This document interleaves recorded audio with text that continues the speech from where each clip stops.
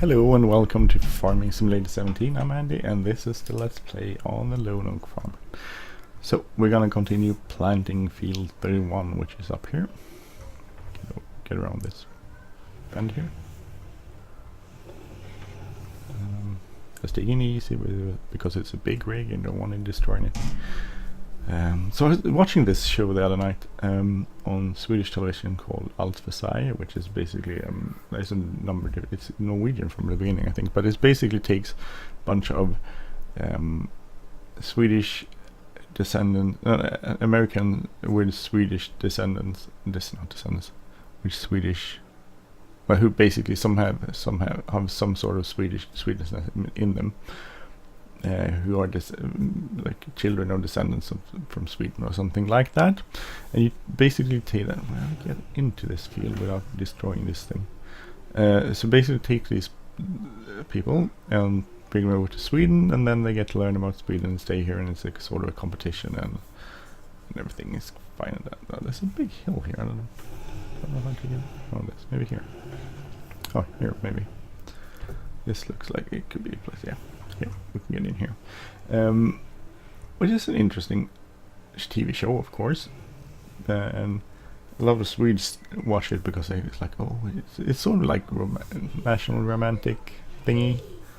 Get to see Swedish and how important Sweden is to other parts of the world, or at least to the Swedish descendants, or Americans with Swedish ancestry. Anyway, so. And that's one way of looking at it. I think it's interesting from a human point of view, where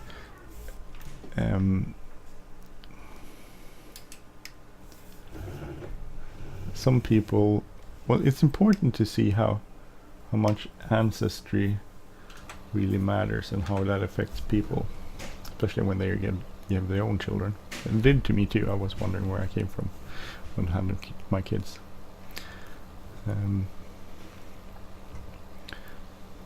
But it's also interesting from a cultural perspective to me, because there's many big differences between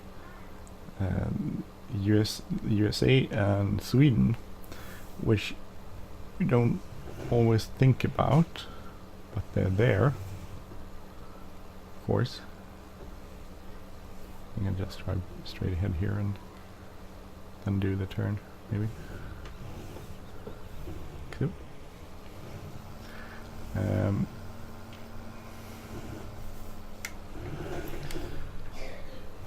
So it's interesting to see how these descendants of Swedish immigrants,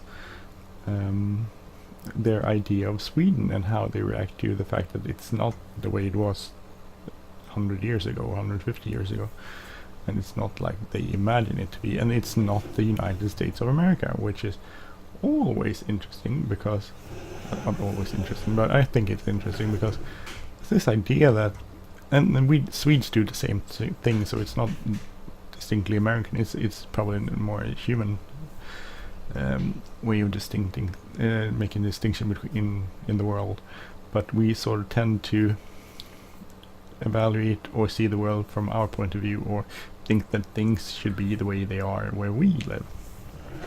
So and that also includes a sort of bias towards it should be that our way is the best way, which of course is probably always just different ways of living. But they have this episode in Sweden. Swedish is a very secularized country. I think about 51% of the population are atheists. Not all of the rest believe in God. Some just believe in a higher spirit of some sort, and not necessarily a God person, or that sort of divine entity. So it's a very secularized country, and they were talking about this fact being secularized, that only about 4% ever of the Swedish population attend church on a regular basis, and it was so interesting to see how hard that was to grasp for people that grew up in a country which is far from that. I'm being, of course, not. I'm generalizing because there's a lot of atheists and secularized people in the States too, of course.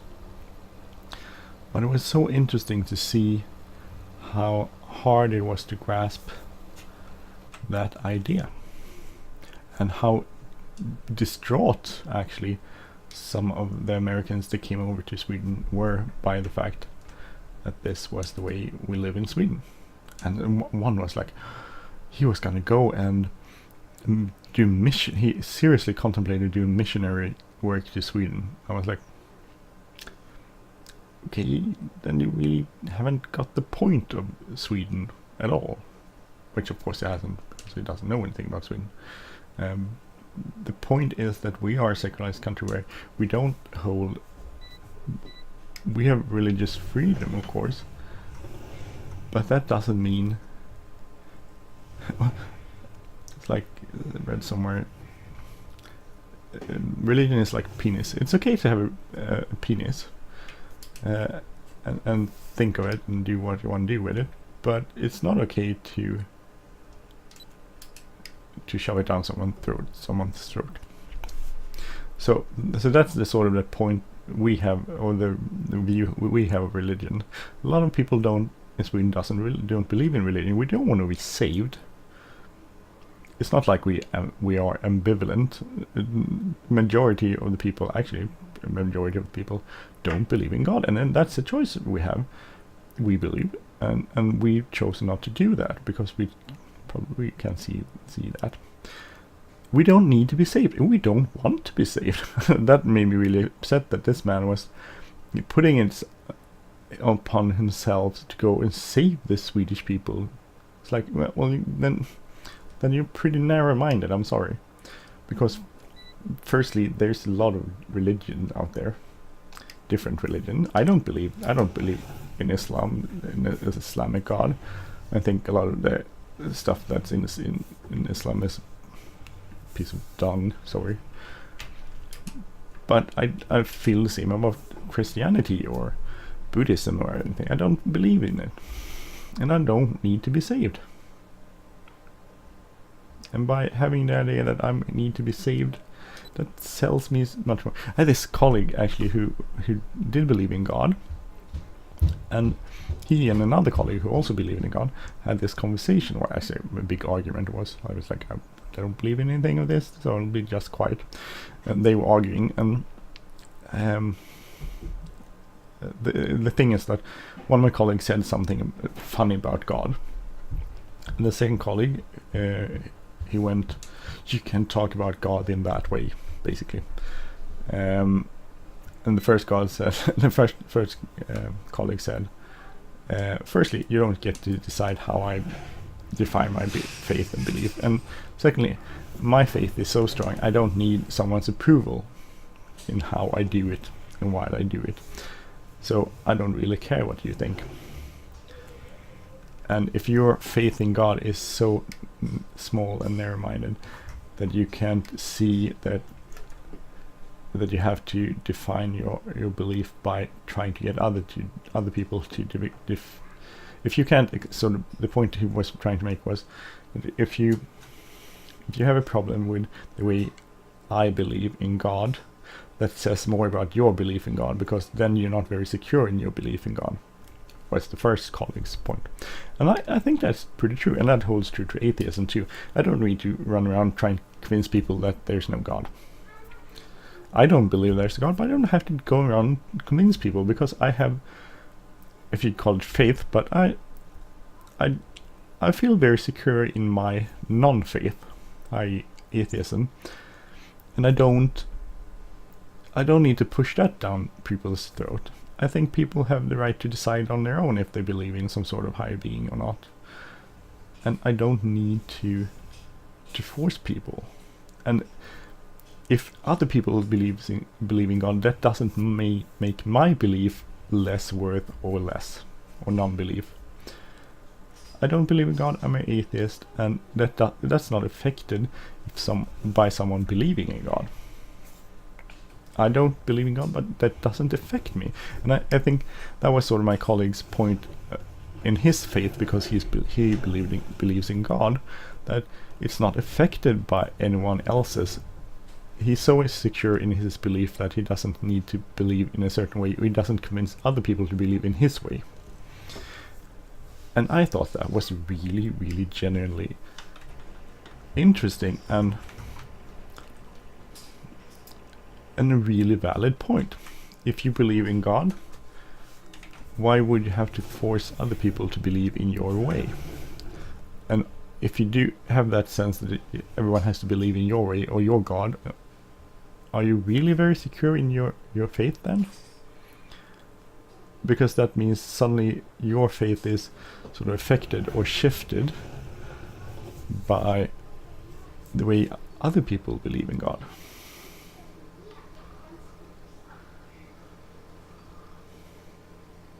Which I thought was very interesting. And a very interesting point that my colleague made. And I had that, and this is probably like 5 years ago or something, maybe more. I witnessed this argument, and it really made me think about faith in a way that if I have faith in my faith, then it's not affected by how other people perceive the same God or a different God or no God. And I thought about that when I saw this American being petrified or horrified by the fact that Swedes don't believe in God. And to me that just shows me how deeply insecure he is in his faith. Because if his faith is so affected by other people not believing in his God, then why is that? Why is his urge to convince other people that his God is correct so strong? And why does he have to prove that somehow to himself? I'm not talking to God. He probably would argue that he has to prove it to his God, because there's a point of showing God's will and doing God's work and all that stuff. But from my point of view, it seems more like how come his faith in God is affected? Why does he have to prove? Why does he make other people think the same thing? Will that make him a better Christian, basically? Which I don't know. I'm not a religious person, but if I were, I would probably think that shouldn't affect me in my religion. My religion shouldn't be affected by what other. This is a lot of rambling about religion, which is interesting because I don't believe in God, but I hope I'm trying to get some sort of point across here that if you're secure in your faith, you don't really have to prove that in any way. And if you have a really strong urge to prove your faith to other people, either to a priest or some sort of clergyman or someone else, are you really very convinced of your faith? Or is that an expression of being convinced in your faith, or is that an expression of being not very convinced of your faith? Doubting. And then I guess doubting is probably an important part in both religion and non-religion. So I had this interesting conversation when we buried my grandpa. Afterwards, we were having a dinner, me and my family, the closest family, my sister and my brother, and that's all. And my sister, she has a faith in the spirit world, which I don't. Whoa, that was stuck on something. So we were having this talk about when I grew up. When I was a child, I had a pretend friend called Mida, and my sister went. So you had a pretend friend? I was like, yeah. So, and was he real? Yeah, he was real to me. He was real to me. I could see him. I could feel it, smell him. I could talk to him. And she went like, "Oh, that's because you had when you're a child, you have an opening to the spirit world." I was like, "Well, I don't know. All I know, I saw him. I've heard him. I talked to him. He responded. But there's no scientific way to distinguish him being a product of my imagination, i.e. inside my head, or if he is a spirit. There's no way of scientifically proving it. So to me that's non-existent. I don't care. I don't need to prove it in any way. I don't need to have an explanation why he existed. It could be that he's some sort of external spirit, like my sister believes, or it could just be a figment of my imagination, which is probably the closest thing to I believe, because I don't believe in spirits. But I don't have a need to prove it either way. That's just a story from my growing up. I had a pretend friend. He was real to me, and then he wasn't there anymore when I didn't need him, or he disappeared, or whatever. I don't need to prove anything. And that's the sort of thing that both religious people and non-religious people tend to fall into, like a gap in logic, not logic, but so that you need to somehow prove your point of view, which is the different sort of aspect and different rules governing religion compared to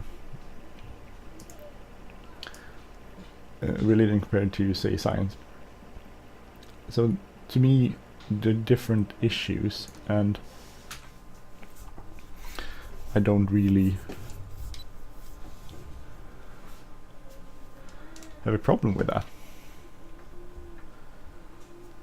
If you want to have the idea that my pretend friend was a spirit that I had contact with because I was a child and therefore was more open to that sort of to spirits, okay, so think that.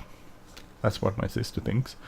I don't think that, and I think it was a figment of my imagination, but I can't prove that. Just as little as my sister can prove it scientifically that it was a spirit. So to me, it's not interesting. There's no way of getting to there's no way of reaching some sort of conclusion or proving it either way. It just is there.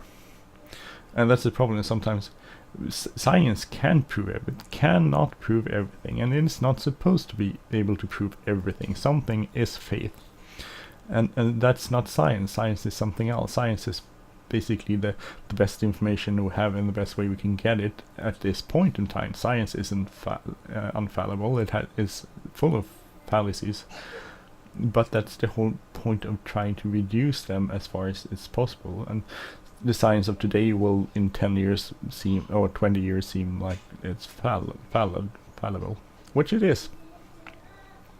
But that's the whole point of it, and that's a good point of that and that's why I believe in science, not religion, because religion can't change very much, but science can change. Science can go like, oh, we were wrong.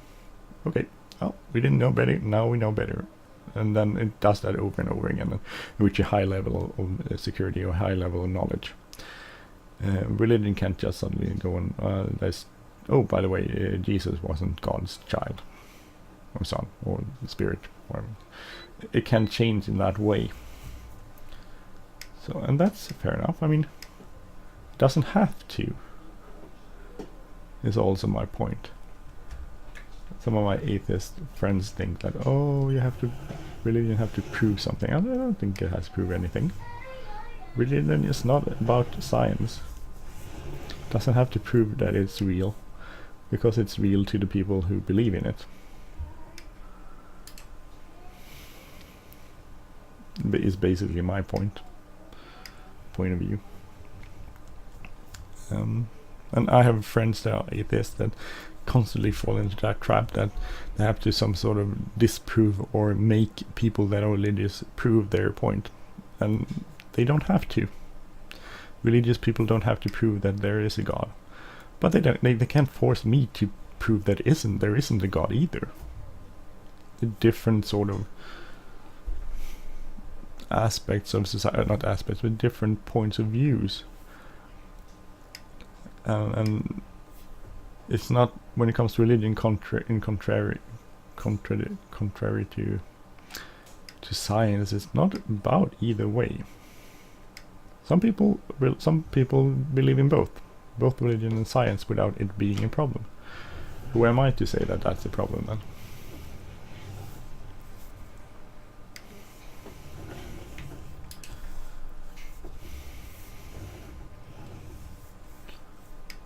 I'm not gonna say that's a problem anyway.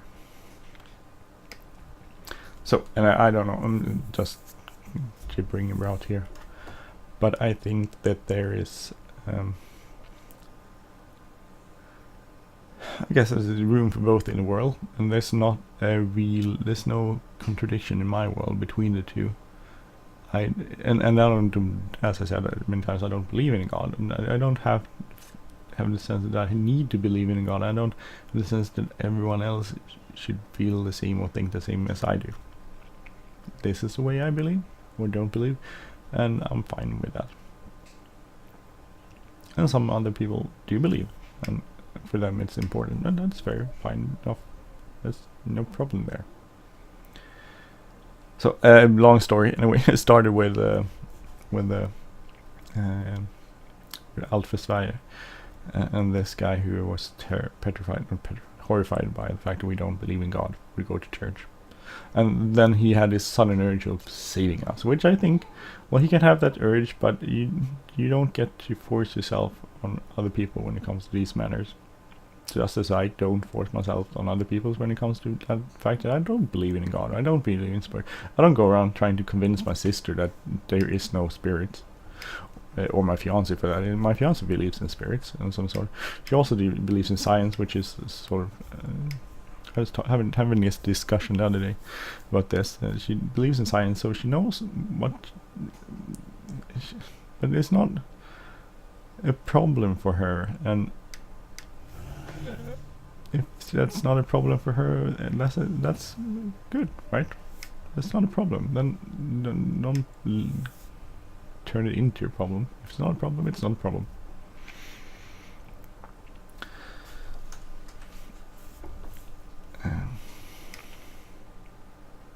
What am I talking about? Religion forcing it on some people. So, well, that man on the show, he had a really big urge. I don't know why I keep talking about this. It seems like a big problem with it. And I probably did have a big problem with it when I saw the show. I got quite pissed with him. I was like, I'm sorry, you don't have the right to firstly define us as being some sort of lower being because we don't believe in the same thing you do.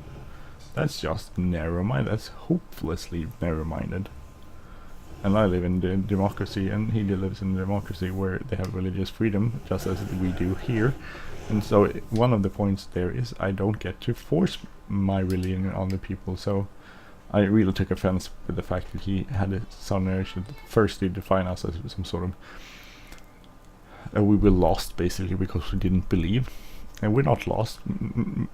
All the atheists I know made a conscious choice of being an atheist. It's not like we grew up in a Christian country. Of course we had the ability to go either way, but we choose the way we went.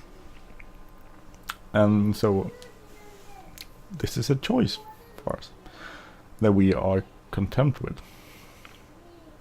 And yeah, sorry, the big rambling. It basically boils down to religious freedom. Then I have problems with really other stuff. I work in a government agency, and I believe a government agency should always have a very high standard of being non-religious. Not just because I'm not religious, because we meet people of all sort of religions and we can't choose sides. So I always think that you shouldn't wear some sort of religious symbols. But that's the problem, because some religions have symbols that are very... Well, it's hard to go to work and take off your veil and then put it on in your spare time, because you have religion always. So it's I can't. It's hard. It's hard to find the way. If you go work if you're a police officer, should you wear a veil or not? I believe if you're a police officer, you shouldn't wear any form of religious symbol. You should wear your uniform. And should a uniform contain religious symbols? I don't think so. But religious freedom is a basic right in our society, and that triumphs other rights. So the right for a person to show his or her religion is actually more in a lot of ways more. It has a higher value than, for instance, say a person having the right to meet a non-religious police officer. Or does it? I don't know. Veils in Sweden are really, how would you say, a really hot subject, and it's a subject where you have a lot of opinions about it, and I think there are opinions for and against it. We have a really dark history in Sweden when it comes to veils. A few 100 years ago, we forced people, if a woman had a child out of wedlock, she had to wear a certain kind of veil, so everyone would know who she was and see her, and that everyone should know how dirty that person was. So to me, veils have a very high patriarchality. That's not a word, sorry. A way of the patriarchy to force its basically use power to control women, and that has nothing to do with Islam. That's comes from growing up in the Swedish society, where veils was used because they were used that way to control women, and I think that there's probably some of those mechanisms in Islam too, but that's my personal opinion. If a woman wants to wear a veil, since we have religious freedom, I think she should be able to wear that. But we shouldn't either not talk about the fact that veils and clothing has been and is a form of controlling women from not just men's side, from other women's side too. An interesting island here going around. So I don't, and there's no contradiction there. If we could talk about veils as a way of controlling women as at the same time as we can allow veils, and that's also a point of me. I would like to make that we can allow veils as a religious symbol, but also at the same time talk about the patriarchal side of veils without that being a problem. But it seems like, at least in Swedish society, it goes either way. Either you can talk about veils or you can't talk about veils, and that's the problem. If you return to the sociology podcast I was talking about the other day, we are, by making some topics like veils we're talking about them and saying, oh, we can't talk about veils because then we are against religious freedom. No, that's not. I'm really pro religious freedom, even though I don't have a religion myself. But we must be able to talk, because otherwise, if we don't talk about it, we give rise to the other side, and the other side is the side that wants to control religious freedom, and that's also a way to control women. If you say to someone, hey, you're not allowed to wear a veil here, and we say it's because we're protecting your right as women. Yes, but if we, as a patriarchalic, that's not a word either, society, then decides what's best for women without them having to decide themselves, then we're not doing it the right way, are we? Then we're just as... what's the difference? If you're an Islamic leader that forces women to wear veils, or if you're a Swedish leader that forces them not to wear veils, where's the... And this is not from a religious point, this is from a point that can we decide over other people's, what their beliefs are, and how they show their beliefs. And my point is that if we want to hold true to democratic values, we cannot do that. God, this is long rambling. Most people just probably stopped listening a long time ago. Sorry about the rambling. I think I'm trying to juggle both sides here, because I believe that. I think that if there's a truth, it's sort of in the middle, or if you go too much to one extreme, it will have negative consequences. If it forces people not to use the freedom of religion, then that will have consequences. But in the other way, if you just accept religion, no matter how it shows itself, that also has consequences. And as I think the best way of handling is somewhere in between. Like we can talk about immigration, or can we talk about immigration? Well, we could probably talk about it in a sensible way, and we could talk about the problems in a sensible way. Well, if we decide to talk about immigration, we should also talk about the good points of it. You can't just choose one side or the other. And I think that's the problem, that we, at least in Swedish society, sort of chose which side we want to talk about. And then that's the only thing we'll talk about. We're against immigration, period. Or we're for immigration, period. And then either side sounds like, if you're against immigration, then everything is bad. All is bad stuff. Oh, it might be some good, but it's mostly bad. And if you're for immigration, it's just good. And you can't talk about bad things. And I think that gives rise to both extremes, and we should find a middle ground somewhere. Just my thoughts. Just my 5 cents. Almost done with this video too. I'm gonna stop there. I'm just 31 minutes of rambling about religion and religious freedom and everything. That's about it. Sorry about this episode. Probably a lot of people probably stopped listening 25 minutes ago or something. I do get kind of political sometimes in my points of view, but I never said that this is a non-political podcast. And you don't have to agree with it. Please don't agree with it. It's not the point. The point, I'm not trying to make you agree with me. I'm just putting out my 5 cents. And I'm not trying to convince you. It's the important part. I'm not trying to convince you. I'm mostly trying to, if you don't agree with me, I'm trying to make you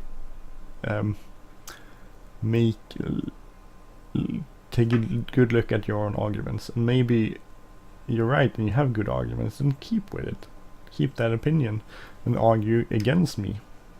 But just don't say it like kids do. Well, that parents finally do when their kids don't listen. Well, why do you have to do this? Because.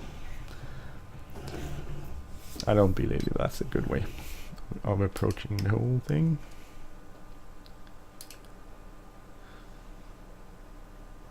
Okay, anyway, thank you for watching. I'm Andy. If you like this channel, please subscribe. If you like this episode, please hit the like button, leave a comment, or share. And I will see you soon. Take care. Bye-bye.